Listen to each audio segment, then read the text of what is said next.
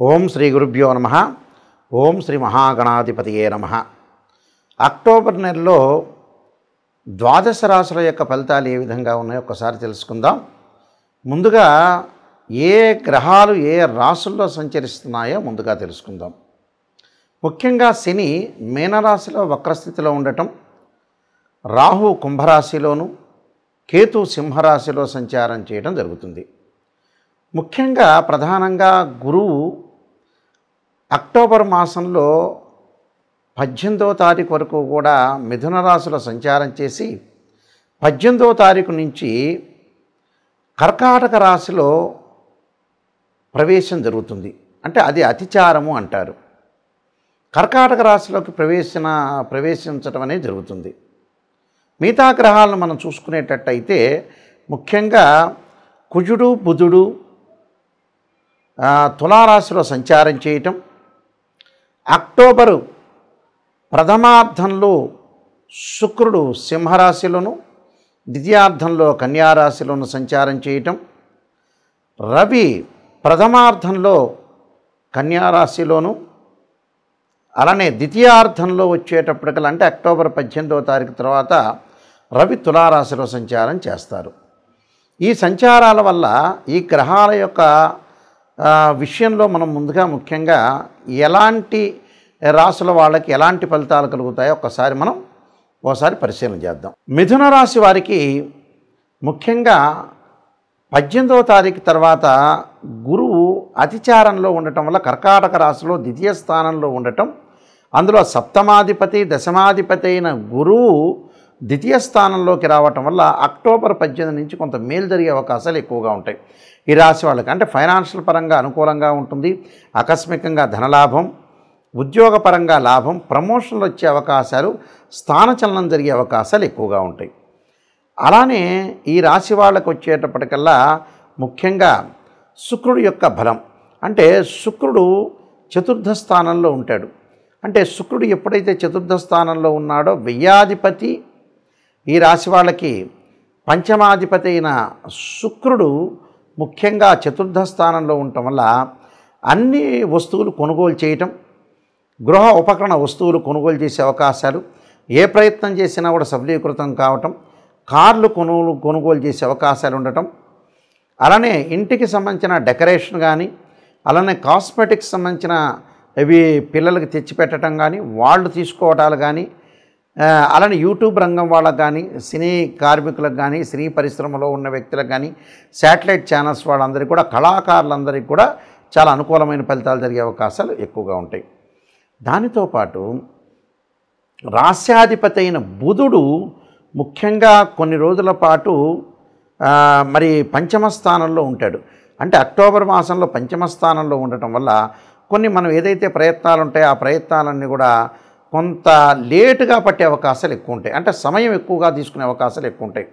కాబట్టి ఏం ఆందోళన చెందాల్సిన పని లేదు. నూతన వ్యాపారాలు ప్రారంభం చేయొచ్చు. అంటే వ్యాపారం ప్రతిదీ కూడా భాగస్వామ్య వ్యాపారం చేయొచ్చు. భాగస్వామ్య వ్యాపారం వల్ల కూడా లాభాలు కలిగే అవకాశాలు ఎక్కువగా ఉంటాయి. అలానే పంచమ స్థానంలో కుజుడి యొక్క సంచారం, ఈ పంచమ స్థానంలో కుజుడి యొక్క సంచారం వల్ల సంతానపరంగా ఇబ్బందులు కలగటం, సంతానం ద్వారా వాళ్ళ ఆరోగ్యపరంగా ఇబ్బందులు కలిగే అవకాశాలు, ఆ ఇబ్బందుల ద్వారా కూడా కొంత డబ్బులు ఖర్చు అయ్యే సూచనలు అనేవి బాగా ఎక్కువగా ఉంటాయి. ఈ రాశి వాళ్ళకి తృతీయ స్థానంలో కేతు ఉండటం వల్ల తీర్థయాత్రలు, పుణ్యక్షేత్రాలు, సముద్ర స్థానం, నదీ స్థానం చేసే అవకాశాలు బాగా ఎక్కువగా ఉంటాయి. కాబట్టి వీళ్ళకి ఈ గ్రహాల యొక్క ఫలితం వల్ల కొంత అనుకూలత, కొంత అంటే మిశ్రమైన ఫలితాలు జరిగే అవకాశాలు ఎక్కువగా ఉంటాయి. అలానే రాహు యొక్క బలాన్ని చూస్తుంటే విదేశాలకు వెళ్ళే అవకాశాలు బాగా ఎక్కువగా ఉంటాయి. విదేశాలకు వెళ్ళే అవకాశాలు అక్కడ ఏదైతే గ్రీన్ కార్డు హోల్డర్స్ ఎవరైతే ఉంటారో వాళ్ళకి చాలా కాలం నుంచి కూడా నాకు గ్రీన్ కార్డు రాలేదు అనే వ్యక్తులకు గ్రీన్ కార్డు హోల్డర్స్ కావటం, అంటే ఆ దేశం యొక్క పౌరసత్వం లభించే అవకాశాలు ఉంటాయి. ఆ గ్రీన్ కార్డు హోల్డర్స్ ఎవరైతే ఉంటారో వాళ్ళు చక్కగా వ్యాపార రంగంలో విశేషమైన కృషి చేసే అవకాశం అనేది బాగా ఎక్కువ ఉంటుంది. అలానే శని అంటే మీనరాశిలో శని వక్రస్థితిలో ఉండటం వల్ల కూడా వీటి అనేక లాభాలు కలిగే అవకాశాలు ఎక్కువ ఉంటాయి. ఆరోగ్యం అనేది కొంత మెరుగుపడే అవకాశాలు ఉంటాయి. దీర్ఘకాలిక వ్యాధులు ఉన్న వాళ్ళు కూడా ఆరోగ్యపరంగా ఇబ్బందులు లేకుండా కొంత మెరుగుపడే సూచనలు అనేవి ఖచ్చితంగా ఉంటాయి. ఈ రాశి వారు ముఖ్యంగా కొన్ని ప్రత్యేకంగా రెమెడీస్ అనేవి అనుసరించాలి. ఆ రెమెడీస్లో నేను కొన్ని పరిహారాలు చెప్తాను. ఆ పరిహారాలు పాటిస్తే మంచి జరిగే అవకాశాలు ఖచ్చితంగా ఉంటాయి. ఎందుకంటే ఈ రాశి వాళ్ళు ముఖ్యంగా సూర్యుడి యొక్క నమస్కారాలు చేయటం మంచిది. ఈ అక్టోబర్ మాసాల్లో 4 ఆదివారాల పూట కూడా 4 ఆదివారాలు ప్రాతకాలంలో సూర్యుడు ఉదయించే సమయంలో సూర్యుడి యొక్క ప్రార్థన చేయాలి. సూర్యుడి యొక్క ప్రార్థన చేయటంలో చాలా మంచి మంత్రం ఏమిటంటే సూర్యగాయత్రి మంత్రం అంటాం మనం. ఈ సూర్యగాయత్రి మంత్రం వల్ల ఏం జరుగుతుంది అంటే ఉద్యోగపరంగా ఇబ్బందులు లేకుండా ఉంటారు. నూతన ఉద్యోగాలు లభించే అవకాశం ఉంటుంది. ఆరోగ్యం మహాభాగ్యం అని ఆరోగ్యం పరంగా కూడా ఇబ్బందులు లేకుండా ఉండే అవకాశాలు ఖచ్చితంగా ఉంటాయి. కాబట్టి ఆరోగ్యం కానీ ఉద్యోగం కానీ అనుకూలంగా ఉండాలంటే సూర్యగాయత్రి మంత్రాన్ని సూర్యుడి యొక్క స్తోత్రపరణం చేయాలి. సూర్యగాయత్రి మంత్రంలో అతి పవర్ఫుల్ అయిన మంత్రం ఏంటంటే ఆదిత్యాయ విద్మహే సహస్రమూర్తాయ ధీమహి తన్నో భాను ప్రచోదయాత్ అనే మంత్రాన్ని చదవాలి. దాంతోపాటు ఓం ఆదిత్యాయ విద్మహే సహస్ర కిరణాయ ధీమహి తన్నో సూర్య ప్రచోదయాత్ అనే మంత్రాన్ని చదివితే మనకు ఖచ్చితంగా మంచి జరిగే అవకాశాలు ఖచ్చితంగా ఉంటుంది. అలానే మానసికంగా ఆందోళన చెందుతున్న వాళ్ళు, చెవి ముక్కు గొంతు అలానే నిమోనియాతో బాధపడుతున్న వాళ్ళు, లంగ్స్ సంబంధించిన ఎఫెక్ట్స్తో బాధపడుతున్న వాళ్ళు, ఖచ్చితంగా సైనస్ సంబంధించిన ఆరోగ్యపరంగా ఇబ్బందులు కలుగుతున్న వాళ్ళు, మానసికంగా బలం లేని వాళ్ళు, మానసికంగా ఆందోళన చెందుతున్న వాళ్ళు ఖచ్చితంగా ఆరాధన చేయాల్సిన చంద్రగ్రహాన్ని ఆరాధన చేయాలి. చంద్రుని ఎలా ఆరాధన చేయాలి? చంద్రగాయత్రి మంత్రాన్ని చదువుకోవాలి. క్షీరపుత్రాయుధ్య అమృతతత్వాయ ధీమహి తన్నో చంద్ర ప్రచోదయాత్ అనే మంత్రాన్ని చదువుకోవాలి. రియల్ ఎస్టేట్ కానీ అలానే అగ్రికల్చర్ ల్యాండ్స్లో కానీ రైతులు కానీ బిల్డర్స్ కానీ కెమికల్ కంపెనీస్ వాళ్ళు కానీ డాక్టర్స్ కానీ కోర్టు వ్యవహారాలు పోలీస్ స్టేషన్ వ్యవహారాల్లో చిక్కుకున్న వ్యక్తులు అలానే ఏదైతే ఆస్తిపాస్తుల గురించి గొడవలు అన్నదమ్ముల మధ్యలో గొడవలు ఉన్న వాళ్ళు తప్పకుండా సుబ్రహ్మణ్య స్వామి యొక్క ఆరాధన చేయాలి. అంటే 2 జంట సర్పాలను దానం చేయటము అలానే రాహుకాలంలో పూజ చేయటము సుబ్రహ్మణ్య స్వామి యొక్క ఆరాధన చేయాలి. సుబ్రహ్మణ్య స్వామిని చుట్టూ ప్రదర్శన చేసేటప్పుడు తప్పకుండా తత్పురుషాయ విద్యే మహాసేనాయ ధీమహి తన్నో షణ్ముఖ ప్రచోదయాత్ అనే మంత్రాన్ని చక్కగా చదువుకోవటం వల్ల మనకున్న గొడవలు తగాదులు ఇలాంటివన్నీ కూడా పరిష్కారం జరిగే అవకాశాలు ఖచ్చితంగా ఉంటాయి. అలానే వీళ్ళు బుధగ్రహం అంటే బుద్ధిబలం పెరగటానికి లౌకిక జ్ఞానం పెరగటానికి అలానే గణిత శాస్త్రంలో ప్రాధాన్యత పెరగటానికి లెక్కల్లో పిల్లలు విద్యార్థులు వీక్గా ఉన్న వ్యక్తులు వ్యాపారపరంగా అనుకూలంగా ఉండాలంటే ఖచ్చితంగా విష్ణు సహస్రనామ పారాయణంతో పాటు ఓం యక్షాయ కుబేరాయ వైశ్రవణాయ ధనధాన్యాధిపతే ధనం ధాన్యం సమృద్ధిమే దేహిమే దాపయిస్వ అనే మంత్రాన్ని చక్కగా బుధవారం రోజున ప్రాతకాలంలో 11 సార్లు చదవడం చాలా మంచిది.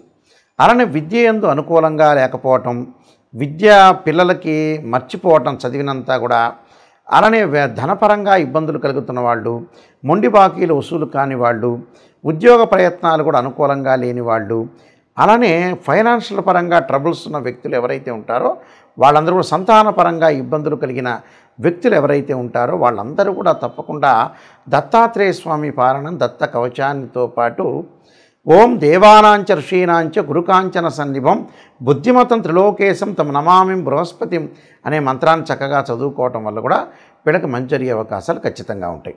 అలానే వివాహం కాని స్త్రీ పురుషులు ఎవరైతే ఉంటారో మాకు వివాహాలు కావట్లేదు దగ్గరికి వచ్చినట్టు వచ్చి వెళ్ళిపోతున్నాయనే వ్యక్తులు అమ్మవారి యొక్క ఆరాధన చేయాలి.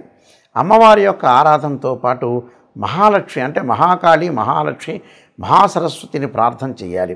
అలానే కాత్యాయనాయుధ్యే కన్యాకుమార ధీమహి తన్నో దుర్గి ప్రచోదయాత్ అనే మంత్రాన్ని చదవటం వల్ల శీఘ్రంగా వివాహం జరిగే అవకాశాలు ఉంటాయి. అలానే శుక్రవారం రోజున బొబ్బర్లు దానం చేయటం, వీలైతే బొబ్బర్లు ఆవుకు పెట్టే అవకాశం అనేది చూసుకోవాలి.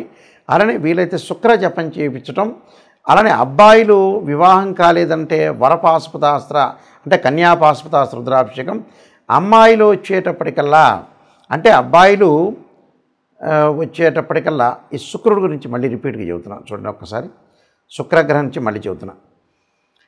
ఎవరైతే అమ్మాయిలకు వివాహం కావట్లేదో అబ్బాయిలకు వివాహం కాకపోతుంటే వీళ్ళు శుక్రగ్రహం యొక్క అనుకూలత ఉండాలి. శుక్రుడు కళత్రకారకుడు వివాహకారకుడు సుఖాన్ని భోగాన్ని సౌఖ్యాన్ని ఇచ్చేవాడు శుక్రుడు. ఈ శుక్రగ్రహం వల్ల మరి ఎవరికైతే వివాహం కావట్లేదో అబ్బాయిలు కన్యా పాశుపతాస్త్ర రుద్రాభిషేకం, అమ్మాయిలు వరపాశుపతాస్త్ర రుద్రాభిషేకం చేయటం, శుక్ర జపము, శుక్ర హోమం చేసుకోవటం, భృగుపాశుపతాస్త్ర రుద్రాభిషేకం చేసుకోవటం వల్ల చాలా మంచి జరిగే అవకాశం ఖచ్చితంగా ఉంటుంది. అలానే ఆయు ప్రమాణం తగ్గుతూ ఉండి ఆరోగ్యపరంగా నష్టాలు జరుగుతున్న వ్యక్తులు శని యొక్క ప్రభావం ఉంటుంది కాబట్టి శని యొక్క ఆరాధన చేయాలి. వీలైతే మరి నువ్వుల నూనెతోటి శివుడికి అభిషేకం చేయటం వల్ల ఆయు ప్రమాణం పెరుగుతుందని శాస్త్రంలో చెప్పారు. అలానే విదేశాలకు వెళ్లకుండా, విదేశాలకి ఏదైతే వీళ్ళకి వీసా రాకపోవటం, విదేశాల్లో ఉన్న వ్యక్తులకు కూడా అక్కడ వాళ్ళకైతే మంచి వ్యాపారం కానీ అలానే మంచి జాబ్ కానీ రాకుండా, గ్రీన్ కార్డు కూడా రాకుండా ఉన్న వ్యక్తులు, విదేశాల్లో ఉన్న వ్యక్తులు ఎవరైతే ఉంటారో రాహు యొక్క ఆరాధన చేయాలి. అర్ధకాయ మహావీరం చంద్రాదిత్యమర్ధనం సింహకాగర్భ సంభూతం తమ రాహుం ప్రణమామ్యం అనే మంత్రాన్ని చక్కగా చదువుకోవాలి. అలానే జ్ఞానవృద్ధి లేకుండా, ఎక్కడైనా సరే ఆధ్యాత్మిక చింతన లేకుండా మొండిగా ఉండి కోపాన్ని బాగా ఎక్కువగా తగ్గించుకోలేని వ్యక్తులు, కోప్పడుతుంటే చికాకులు కలిగి అలానే గొడవలు పడుతున్న వ్యక్తులు ఎవరైతే ఉంటారో వాళ్ళు కేతు యొక్క ఆరాధన చేయాలి. కేతువుకు అధిష్టాన దేవత అయిన గణపతి యొక్క ఆరాధన చేయాలి. గణపతిని గకార స్తోత్రంతో గరికతోటి పూజ చేయటం వల్ల వాళ్ళకి జీవితంలో ఉండే విఘ్నాలన్నీ కూడా తొలగిపోయే అవకాశం ఖచ్చితంగా ఉంటుంది. ఈ రాశి వాళ్ళందరికీ కూడా శ్రీ పరమేశ్వరుడి యొక్క అనుగ్రహాన్ని ఉండాలని ఆశిస్తూ, మీ అందరికి కూడా మంచి జరగాలని ఆశిస్తూ సర్వే జనా సుఖినో భవంతు.